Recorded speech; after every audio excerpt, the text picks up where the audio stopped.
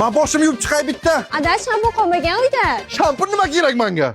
Bugungi temamiz kal akalar. Boshladik. Bugun ishlarim yaxshi bo'ldi. Men senga ko'ylak olasan. Rahmat adasi.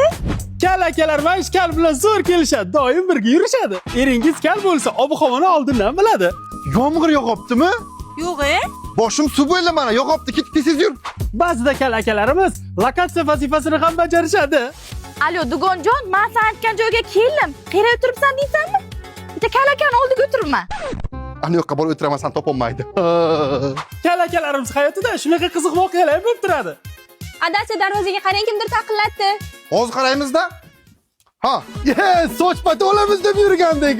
Mayli, kerak yo'q. Rahmat. Kal akalarimiz ishlari juda tez bitadi. Ukajon bilaman, sen ochrading, hozir turaman. Atir sepkim bitta. Ana böyle o'tirki. Kal akalar shunaqa o'ziga o'xshaganlarni ko'rishni yaxshi ko'radi. Muzika eshitaylik.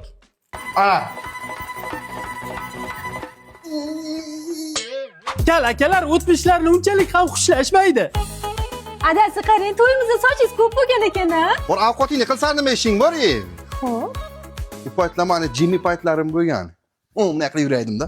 Ramazon oyi munosabati bilan ishonch do'konlarida 3 million so'm yoki undan ortiq summada xarid amalga oshirsangiz, 50 ta umra ziyoratiga yo'llanmalardan biri yoki 500 dan ortiq qimmatbaho sovg'alardan birini yutib olishingiz mumkin. Qancha ko'p xarid qilsak, shuncha ko'p imkoniyat qo'shadi. 3 million so'mga bitta aksiya bileti, 6 million so'mga 2 aksiya bileti.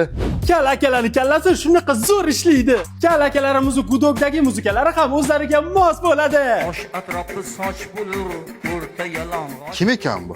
Alo. Ha, bir haftalik dam olish bo'ldi, boraman. Qayerga ketyapsiz? Kaliforniyaga. Do'stlar tinglang suhbatim, kallar mani ulfatim. Do'stlar tinglang suhbatim, kallar mani ulfatim.